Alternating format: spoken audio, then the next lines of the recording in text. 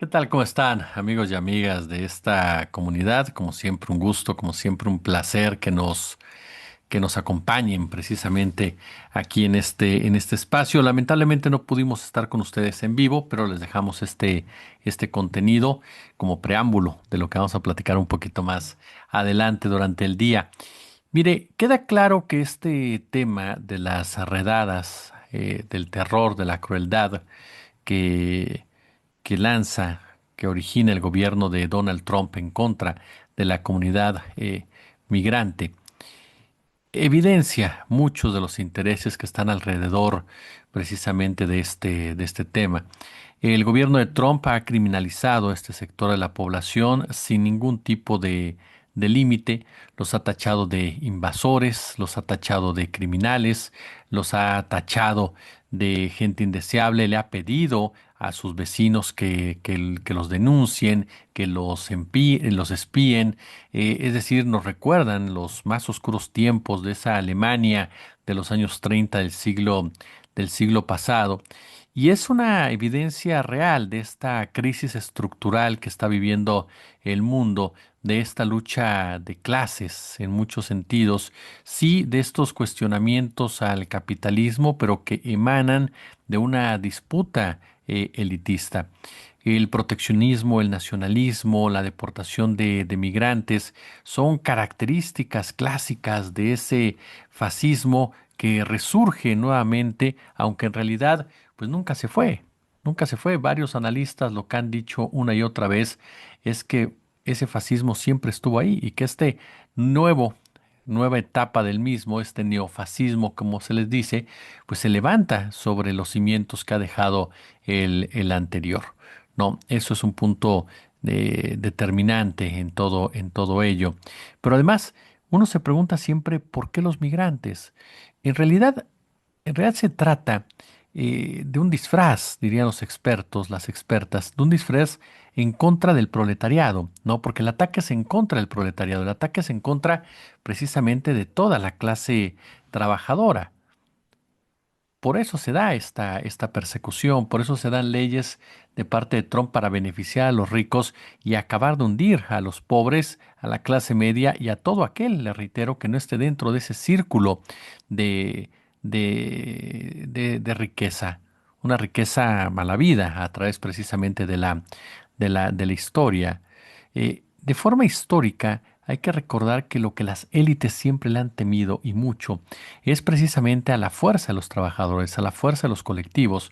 Por eso regularmente y durante todos estos años han buscado eliminar esta posibilidad con discursos que enaltecen el individualismo, ¿no? Que fomentan la meritocracia, que fomentan el crecimiento de aquel que se impone a todos los demás, que pisa a quien sea con tal precisamente de llegar para ser la persona favorita del jefe.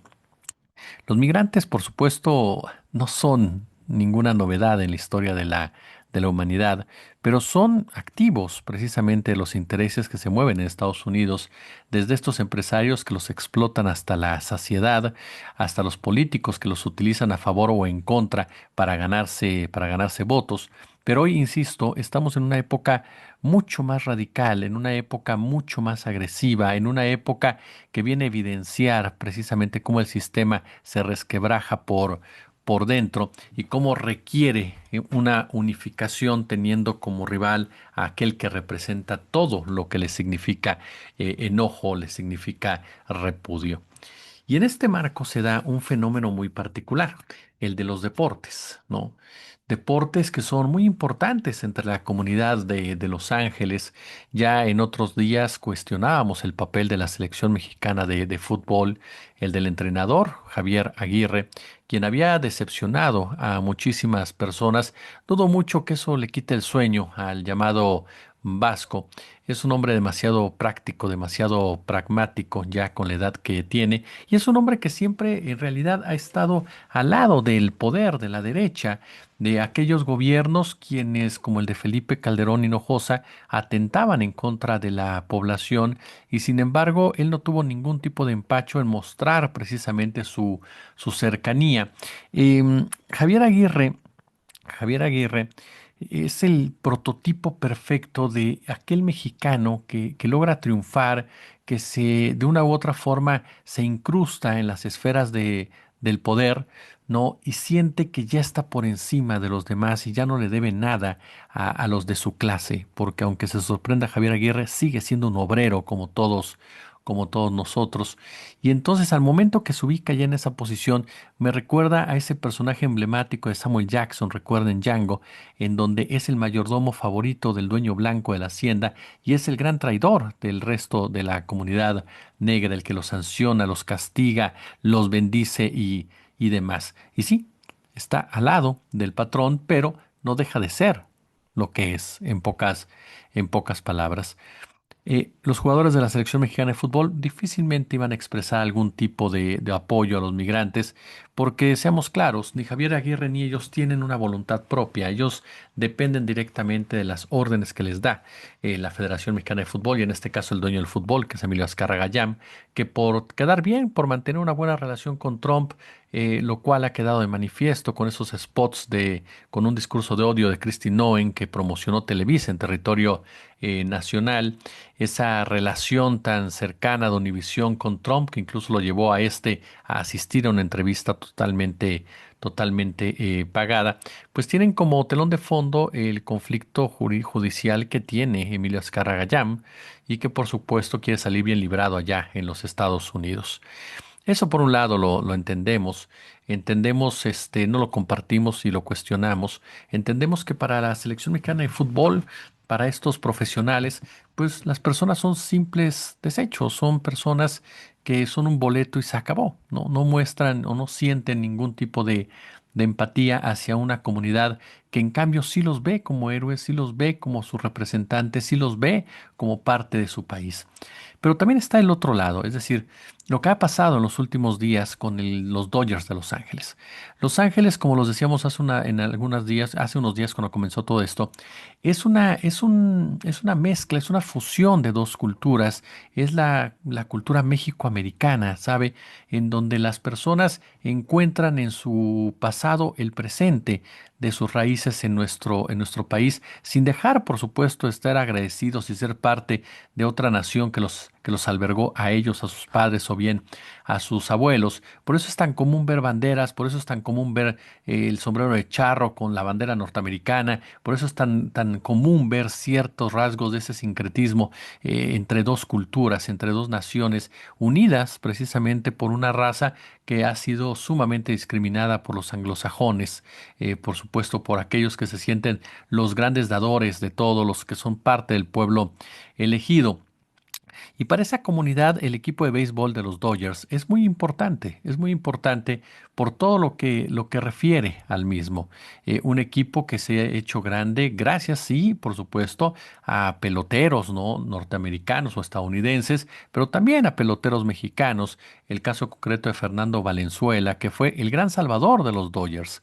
Esa es una parte esencial de la historia de este equipo, en donde cuando las cosas no caminaban, cuando el equipo no vendía, cuando el equipo estaba sumido completamente en la carencia económica y en la mediocridad, apareció el Toro de Chihuahua y con sus lanzamientos, con su personalidad, con su forma de ponerse la gorra, con su cabello largo, con su obesidad, generó una fernandomanía en donde los mexicoamericanos, los chicanos, los indocumentados acudieron en masa al estadio. Y entonces se logró esa identidad de los Dodgers, sí como un equipo de Estados Unidos, sí como el equipo de Los Ángeles, sí como el equipo de Hollywood, pero también como el equipo de los mexicoamericanos, también como el equipo de los migrantes. Y en este marco es por eso que decíamos el día que el deporte, ¿cómo afecta el deporte a sus seguidores? Mientras los aficionados se quitaban las gorras y se ponían de pie para escuchar el himno nacional de Estados Unidos el sábado por la noche en el Dodger Stadium, fueron sorprendidos por una inesperada interpretación precisamente de la cantante pop latino Nessa, quien se colocó frente a la multitud, cerró los ojos y entonó el himno en español. Su interpretación de 90 segundos, un video tras bambalinas que compartió en redes sociales en el que se ve a representantes representantes del equipo desalentándola a hacerlo antes de salir, se volvió viral de inmediato. Se convirtió en un momento polémico, en un momento decisivo para los aficionados de los Dodgers, muchos de ellos frustrados en realidad por la falta de apoyo explícito del equipo hacia las comunidades migrantes afectadas por las redadas de deportación en Estados Unidos, incluyendo, claro, los numerosos vecindarios en Los Ángeles y sus alrededores. Las protestas contra los arrestos realizados por los agentes del ICE, usted lo sabe, han captado la atención nacional e internacional. Y por su parte, Nessa afirmó que a pesar del intento de disuasión por parte de la novena, no tomó la decisión definitiva de cantar en inglés o en español hasta que salió al campo y vio las gradas llenas de familias latinas, dice, vestidas del azul Dodger. En ese momento, para mostrarle a todos, dice que estaba con ellos, que tenemos una voz, que lo que está ocurriendo no está bien y que está orgullosa de haberlo hecho, cantó en español. Dice, no me arrepiento absolutamente de nada, fue lo que dijo la cantante de 30 años. Lo que pasó fue muy lamentable por parte de gente del equipo que quiso desalentarla, que no lo contara, así de sencillo en español, y que después de esto ella lo denunció, recibieron correos en donde los invitaban a no volver a asistir al estadio de los Dodgers, algo que fue penoso, porque después el equipo pues no emitió un comunicado oficial al respecto, no sobre este caso, y cuando se preguntó y cuando trascendió, pues lo que dijo fue, no, estamos muy contentos con ella y nos puede visitar cuando quiera. Entonces, ¿por qué esas dos órdenes? ¿Qué es lo que pasa al interior de los Dodgers? Pues es lo mismo que pasa en una sociedad norteamericana fragmentada y en donde están los intereses de ambas partes, los anglosajones y, por supuesto, los latinos. En sí, los Dodgers hasta hace unas horas se habían metido, habían generado mucha polémica por parte de los aficionados que consideraban que no estaban respaldando a la afición migrante, a la afición mexicoamericana como se necesitaba. Incluso eh, hubo jugadores que ya lo hicieron. El caso de Quique Hernández, quien se pronunció precisamente a través de su cuenta de Instagram. No fue el único, también hubo otros jugadores de los Dodgers que lo hicieron de modo individual. Y esto fue generando precisamente la inconformidad con el equipo de béisbol. Una inconformidad que llegó hasta el día de hoy, en donde ayer, por ejemplo, los Dodgers dieron a conocer que agentes de ICE llegaron al estadio y solicitaron entrar al estacionamiento, lo cual les fue negado. ¿Cuál es esta historia? A ver, decenas de agentes federales con el rostro cubierto llegaron en camionetas y vehículos de carga a un estacionamiento cerca de la puerta E del estadio. Poco después, un grupo de manifestantes con pancartas contra ICE comenzó a congregarse según los medios locales. Dodgers en un comunicado publicó, esta mañana agentes de ICE llegaron a Dodger Stadium, solicitaron permiso para acceder a los estacionamientos y la organización les negó la entrada. Tras su declaración, el Servicio de Inmigración y Control de Aduanas dijo que no era así, que sus agentes no habían estado en el Dodger Stadium. Dijo, es falso, como tal, nunca estuvimos allí. Entonces, ¿qué fue lo que pasó? Dice, esto no tuvo nada que ver con los Dodgers. Vehículos de la CBP estuvieron en el estacionamiento del estadio muy brevemente, sin relación con ninguna operación ni control policial. Entonces sí estuvieron ahí. Entonces sí estuvieron ahí, ¿no? El equipo indicó que el juego de jueves contra los San Diego Padres se jugaría según lo previsto. Y ojo, un juego entre Dodgers y San Diego, por supuesto que acarrea a muchísima afición México-americana, a muchísima afición latina en general, a muchísima afición hispana, este, como tal, ¿no? Incluso las cámaras de televisión mostraron que unos cuantos agentes permanecían en el estacionamiento mientras los oficiales de policía de Los Ángeles se interponían entre ellos y decenas de manifestantes, algunos con carteles que decían "Me gusta mi hielo triturado" y coreaban "Fuera ICE de Los Ángeles". Entonces, la concejal Eunice Hernández llegó al estadio, dijo que se había comunicado con funcionarios de los Dodgers, de la alcaldía, y que por lo tanto estaban denunciando que no podían entrar a propiedad privada los agentes del ICE. Los Dodgers no han emitido hasta este momento, igual ya cuando ustedes ven este video ya lo hicieron, pero no habían emitido ninguna declaración oficial sobre los arrestos y las redadas. Y la afición mayoritariamente latina ha estado presionando al equipo para que haga una declaración pública, lo que ha generado mucha discusión en línea. Y aquí entonces es la gran pregunta, ¿por qué no lo hacen? Y ya le comentaba en el caso de Azkarra Gayam. Azkarra Gayam, por ejemplo, con la selección, es un hombre que intenta aprovechar su relación con Trump para salir bien librado de un proceso judicial, pero además de eso, y aquí, aquí también ubico a los dueños de los Dodgers. Yo sé que entre los dueños de los Dodgers está el Magic Johnson, pero hablo de aquellos que tienen un control mucho más fuerte de esta franquicia y en donde se encuentran personajes anglosajones. Y por eso les decía al principio, este tema de las migraciones es un tema de lucha de clases. Entonces, cuando estás en una lucha de clases, ¿de qué lado se van a poner los millonarios? Difícilmente se van a poner del lado de las personas, de los migrantes, de los trabajadores. Se van a poner del lado de su clase. Y por eso es tan trascendental este punto. Porque los dueños de los equipos son mil millonarios. Los dueños de la selección son mil millonarios. Pertenecen a esa casta, a esa clase privilegiada, la cual, por supuesto, siempre va a ver por sus propios intereses. Entonces, en una acción, en una criminalización que tiene que ver mucho con la raza, con la clase social, más allá que con el tema mismo de la migración o de la economía, ¿de qué lado creemos que se van a poner los dueños de los equipos? Les cuesta trabajo, por supuesto, asumir una responsabilidad al respecto.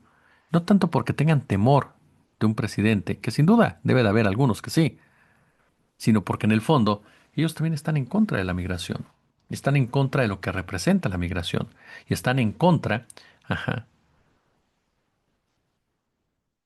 del proletariado, que a final de cuentas es el que está siendo atacado directamente por la casta con este tipo de redadas.